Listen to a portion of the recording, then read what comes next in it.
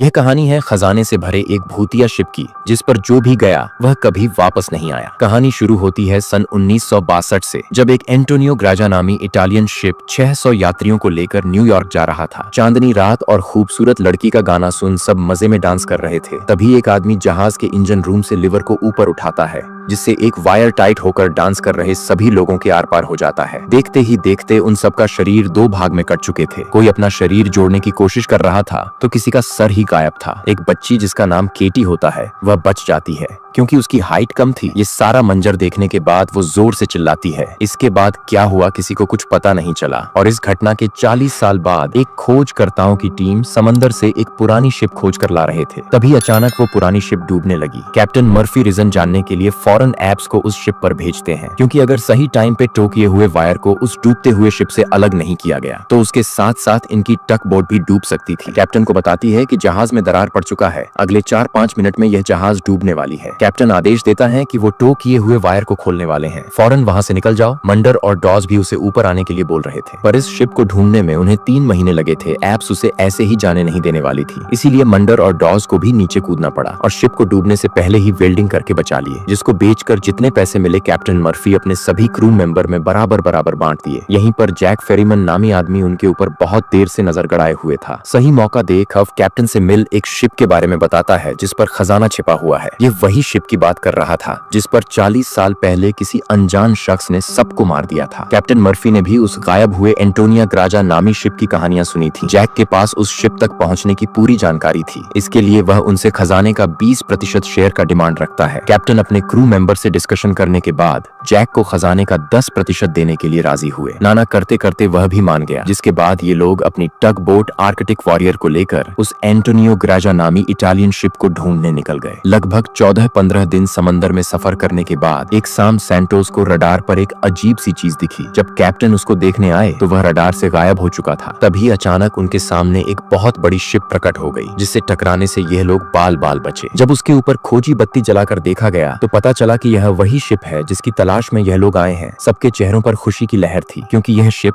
अंतरराष्ट्रीय समंदर के उस एरिया में मिला जहां पर किसी भी देश का दायरा नहीं है। ग्रियर और जैक को टक बोट पर छोड़ कैप्टन बाकी क्रू को लेकर एंटोनिया ग्राजा पर खजाना ढूंढने पहुंच गए। 40 साल से समंदर की मार झेल रही यह शिप अब खंडहर बन चुकी थी। एक जगह तो मंडल मरते मरते बचा। जब सभी मिलकर उसे ऊपर खींच रहे थे तभी एप्स को अचानक वो लड़की दिखी जो 40 साल पहले इसी शिप पर हुए नरसंहार में बच गई थी, और पलक झपकते वह गायब भी हो गई। एप्स अंदर ही अंदर डरी हुई थी, पर यह बात वह किसी को नहीं बताती। खजाने की जानकारी हासिल करने के लिए कैप्टन लॉग बुक का मिलना बहुत जरूरी था, क्योंकि इस शिप और खजाने के साथ यहाँ पर क्या हुआ कैप्टन ने लॉग बुक में जरूर लिखा होगा। लॉग बुक ढूंढने के लिए ये लोग कम्युनिकेशन रूम पहुंचे, जहां पर उनको एक डिजिटल घड़ी मिला। मगर 40 साल पहले ऐसी घड़ी नहीं हुआ करते थे। ये लोग अंदाजा लगा लेते हैं कि जरूर इनसे पहले यहाँ कोई और भी आ चुका है। आज के लिए इतना काम करने के बाद ये लोग वापस अपने शिप पर लौट आए। कॉफी पीते पीते कैप्टन डिसाइड करते हैं कि अगले दिन शिप को टो करके खींच ले जाएंगे। सुबह होते ही शिप की जांच करने के बाद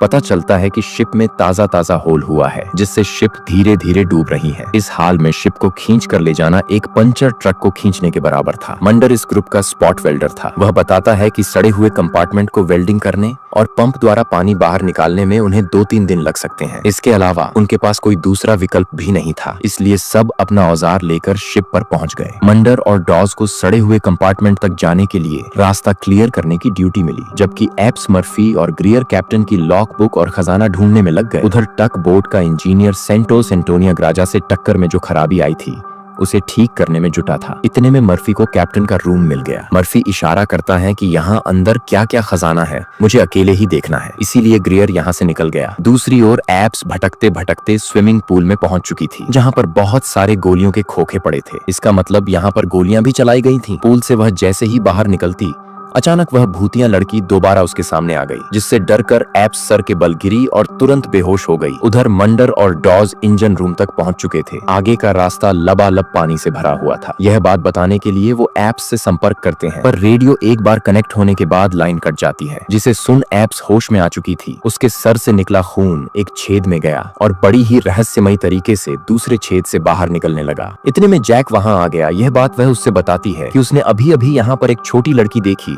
जो अचानक गायब हो गई। इससे पहले कि कुछ अनहोनी हो, वो मर्फी और डॉज को वापस बुलाकर इस शिप से निकल जाएंगे। वहीं पूल इनके यहाँ से जाते ही पूरा खून से भर गया। दूसरी ओर मर्फी को कैप्टन के रूम से कुछ काम की चीज नहीं मिली। वहीं पर शराब की बोतल और एक ग्लास में पैक बनाकर रखा हुआ था। मर्फी जैसे ही उसे पीने वाला था, एकाएक शीशे में कैप्टन का चेहरा दिखा। डर के मारे उसके हाथ से ग्लास छूटकर नीचे गिर गया। अगले ही पल वह वहां से भाग खड़ा हुआ। यहाँ पर सबके साथ अजीबोगरीब घटनाएं हो रही थीं। ग्रियर को तो उस लेडी सिंगर की मधुर सांग भी सुनाई देने लगी थी। वो उस आवाज के पीछे पीछे उस जगह पर पहुंच गया। उस लेडी सिंगर का नाम था फ्रांचेस्का। वो वहीं पर बैठी सिगरेट पी रही थी। दूसरी ओर यह दोनों लॉन्ड्री रूम से होकर आगे जाने वाले गेट को जैसे ही खोलते हैं, अंदर इकट्ठा हुआ सारा पानी इनके ऊपर आ जाता है। उसके साथ साथ कुछ लाशें भी थीं, जो देखने से हफ्तों पुरानी लग रही थी। एप्स और जैक डर के मारे तुरंत वहां से बाहर निकल आए। तभी अचानक अपने आप दो दरवाजे खुले। एक में एक महंगी कार पड़ा था, जिसे देख जैक लड्डू हो गया, क्योंकि ये उसकी ड्रीम कार थी। पर एप्स को यहाँ अच्छा नहीं रहा था। बस वह किसी तरह इस शिप से उतर जाना चाहती थी। एकाएक उसकी नजर कार्गो रूम में रखे सामान पर पड़ा, जो कि अपने आप ही हिल रहा था। वो उसे हटाकर देखी तो उनके होश उड़ गए, क्योंकि वहाँ पर सोने से भरा संदूक पड़ा था। यह बात वह सबको बताने के लिए जैसे ही आगे बढ़े,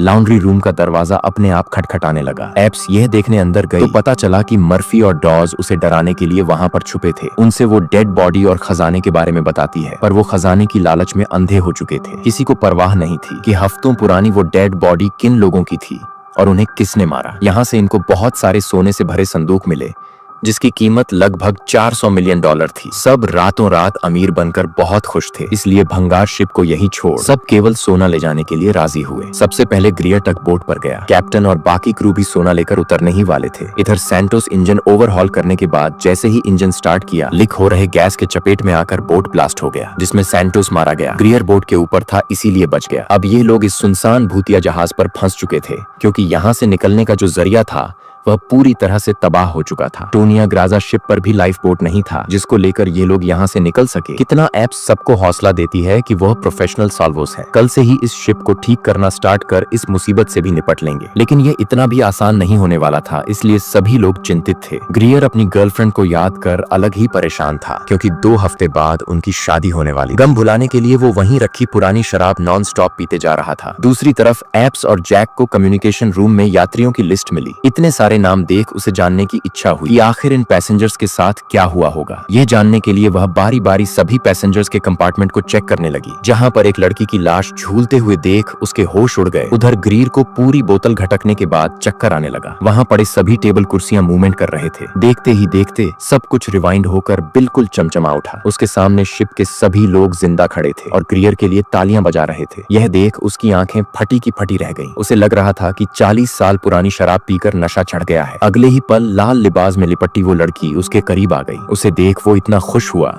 कि जानना ही नहीं चाहता था कि वह सपना है या हकीकत। बस जैसा चल रहा वैसा ही चलता रहे, उसके मन में यही ख्याल आ रहा था। उधर एप्स को उस लाश से एक लॉकेट मिला, जिसके अंदर उस छोटी लड़की के पेरेंट्स की फोटो थी, जो उसके पीछे ही खड़ी थी। उसे देख एप्स की हवा टाइट हो गई। उस लड़की का नाम था केटी। केटी कहती है कि वो लॉकेट बंद मत करना। बहुत सालों बाद मैं अपने मॉम डैड को देख रही हूँ। एप्स को अभी भी यकीन नहीं हो रहा होता कि एक मरी हुई लड़की उससे बात कर रही है, पर जैसे ही लॉकेट उसके हथेली के आर पार हुआ, उसे पूरा यकीन हो गया कि सच में वह भूत है। अगले ही पल अजीब अजीब सी चीजें होने लगी और एकाएक केटी गायब हो गई। उधर फ्रांचेस्का अपना सामान दिखाकर ग्रीर को अपने वश में कर चुकी थी। वो लट्टू की तरह उसके पीछे पीछे घूम रहा था। अगले ही पल वह उसको दबोच के चक्कर में गिरकर मर गया। दूसरी ओर मर्फी कैप्टन के रूम में सो रहा था। तभी टेबल पर रखी बोतल अपने आप सरकने लगी। जगह तो देखा कि एंटोनिया ग्राजा शिप के कैप्टन उसके सामने ही बैठे हैं। मरे हुए आदमी को देख मर्फी के गोटे जाम हो गए। यहाँ से वह दुम दबाकर भागने के फिराक में था, पर कैप्टन उसे शराब पिलाकर कहते हैं कि तुम नहीं जानना चाहते कि सैंटोस की मौत कैसे हुई। अगले ही पल वह कुछ फोटोग्राफ्स दिखाते हैं। मर्फी उन फोटोग्राफ्स को देख दंग रह गया, क्योंकि यह 40 साल पुरानी जैक की फोटो थी और आज भी उसकी उम्र में कोई बदलाव नहीं हुआ। वो फोटो में बिल्कुल वैसा ही दिख रहा था। मर्फी समझ चुका था कि जैक इंसान नहीं बल्कि भूत है। उसी ने खजाने की लालच दिखाकर उनको यहाँ फंसाया है। वो भागकर औरों को बताने जाते उससे पहले ही सैंटोस ने घेर लिया, जो कि अब भूत बन चुका है। वो किसी तरह जान बचाकर वहाँ से भागे। तभी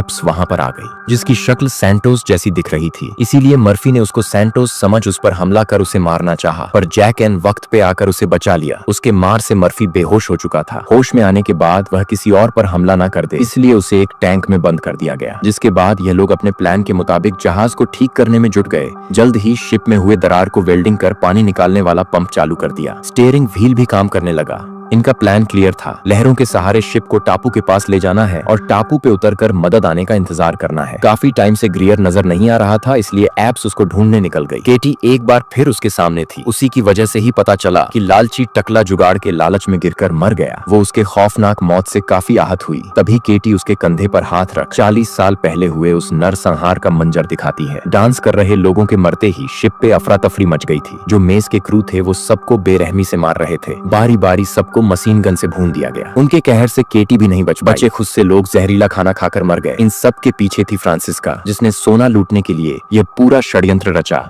और शिप के सभी लोगों को मरवा दिया। अब सोना इनके कब्जे में था। शिप का फर्स्ट ऑफिसर भी फ्रांसिस्का से मिला हुआ था। फ्रांसिस्का के एक इशारे पे उसने मेस के सभी क्रू को मेंबर को भून डाला। उसको लगा कि सारा सोना और लड़की उसकी हुई, लेकिन अगले ही पल फ्रांसिस्का ने उसे भी टपका दिया। यहीं पर एंट्री होती है भूत राजा और इस षड्यंत्र के मास्टरमाइंड जैक की, जिसने फ्रांसिस्का को सोने की लालच दिखाकर यहाँ लेकर आया। और वो एक हुक कोई इशारा करता है जिससे उस सिंगर की भी मौत हो जाती है। और अब यहाँ पर वो बच्ची उसे उस आदमी का चेहरा दिखाई है, जिसे देखकर मॉरिन पूरी तरह से घबरा जाती है, क्योंकि ये आदमी और कोई नहीं बल्कि जैक है। वही आदमी जो इन सबको यहाँ पर सोना ढूंढने के लिए लाया है। और मॉरिन समझ जाते हैं कि उसका साथी मर्फी वो पूरी तरह से बेगुनाह है। वो उसे बचाने के लिए एक्वेरियम की तरफ भागती है, लेकिन अब उसकी मृत्यु हो चुकी है। कैप्टन की आत्मा ने जो उसे फोटो दी थी वो इसके हाथ में होती है, जो पानी में उसे देख लेती है। और ये फोटो और किसी की नहीं बल्कि जेक की है। जेक कोई इंसान नहीं है, बल्कि वो एक इविल स्पिरिट है जो किसी के लिए आत्माओं को जमा करता है। हो सकता है कि वो शैतान के लिए कम करता हो, और यहाँ पर वो इन सबको मार कर इनकी आत्माओं को भी जमा करना चाहता है। मोरिन अपने साथी से कहती है कि तुम्हें जैक पर नजर रखनी होगी। मैं अपने दूसरे साथी को ढूंढने के लिए जा रही हूँ जो पानी के अंदर है। मोरिन जब उस जगह जाती है तो उसे समझ में आ जाता है कि उसकी भी मृत्यु हो चुकी है, जिसे जैक ने मार दिया है। वहीं जैक उस जगह आ जाता है जहां पर मॉरिन अपने साथी को कहा था कि वो जैक पर नजर रखें। जय और उसके बीच में आर्गुमेंट्स हो जाते हैं, इसीलिए मॉरिन का साथी जैक को गोली मार देता है। उसे लगता है कि वो मारा गया, इसीलिए वो वहां से चला जाता है। वहीं मॉरिन इस शीप को पूरी तरह से ब्लास्ट करना चाहती है, इसीलिए हर जगह बम फिट कर देती है। और तभी उसके पास उसका वह साथी आ जाता है जिसने अभी अभी जैक को गोली मारा है। वो मॉरिन को कहता है कि हमें शिप को ब्लास्ट नहीं करना चाहिए, पर मॉरिन उसकी बात नहीं मानती। वो कहती कि मैं शिप को ब्लास्ट करके रहूंगी, क्योंकि इस शिप में बहुत सारी आत्माएं कैद हैं और भी लोगों को इस शिप में कैद करके लाया जाएगा, जिसके बाद उन्हें मार दिया जाएगा। और कैद करने का एक ही जरिया है, जो है गोल्ड। और तभी उसका साथी जैक के रूप में बादल जाता है, जिससे हम समझ जाते हैं